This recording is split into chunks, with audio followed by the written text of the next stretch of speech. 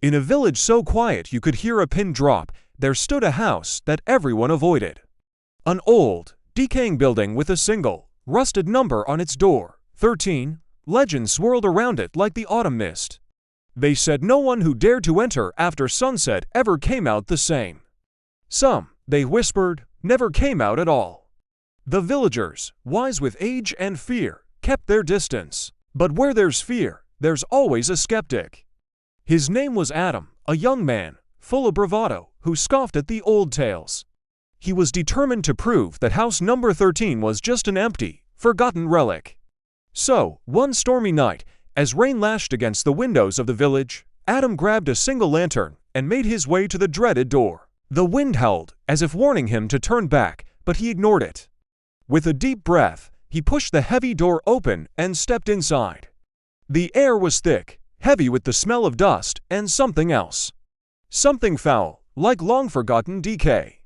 Every step he took was announced by a loud creak from the floorboards beneath his feet, echoing through the silent, cavernous space. His lantern cast long, dancing shadows on the walls, making the empty rooms feel alive.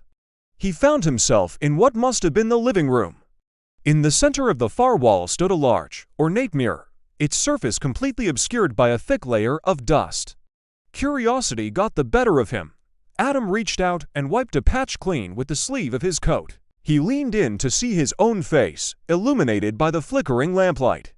But then, his heart stopped. In the reflection, he wasn't alone. Standing just behind his shoulder was a figure, a woman. Her face was a nightmare of twisted features, pulled into a chilling, unnatural smile.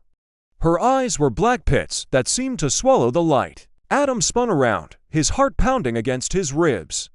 There was nothing there, just empty, stale air.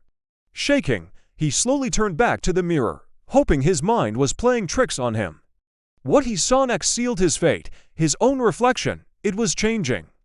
It stared back at him, but its skin began to peel and flake away like old paint. Its eyes sank deep into their sockets, becoming hollow voids of darkness. His reflected self was rotting right before his eyes, a scream caught in his throat. The lantern slipped from his numb fingers, crashing to the floor and plunging the room into absolute blackness. The next morning, the storm had passed. A few brave villagers noticed the door to house number 13 was ajar. They cautiously approached and peered inside. On the floor lay the shattered remains of Adam's lantern. But of Adam himself, there was no sign. He had vanished. And from that day on, a new chapter was added to the legend. Now, anyone who dares to walk past house number 13 after dark reports seeing a new face in the dusty window, the pale, terrified face of a young man, his voice a ghostly whisper on the wind, pleading, "Leave before you take my place." Thanks for watching. If you enjoyed this story, don't forget to hit that like button and subscribe for more chills. We'll see you in the shadows.